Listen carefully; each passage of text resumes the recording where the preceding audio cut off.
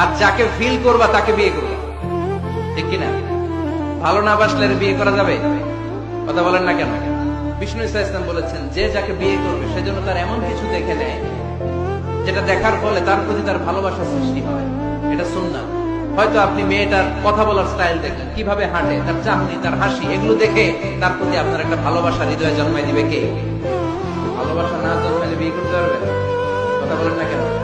আব্বা আম্মা একটা ধরে নিয়ে আসেন, তারপরে কবুল বলা যাবে?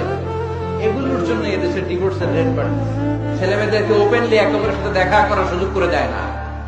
বিয়ের আগে মুরব্বীদের সুপারভিশনে কথা বলা, দেখার সুযোগ করে দিবে। যখন পূর্ণাঙ্গ ভাবে দেখা দেখি হয়ে যাবে, আল্লাহর উপর তাওয়াক্কুল করে কবুল বলে ফেলতে হবে, ঠিক কিনা? এজন্য স্কলাররা বলে, ইদা লা তাকনা লা তাতাজাওয়াজ, যদি তোমার ভালো না লাগে বিয়ে করবে না। আল্লাহ কোরআনে বলে নাই, ফানকিহু মিনান নিসাই মাসনা ওয়া সুলাসা,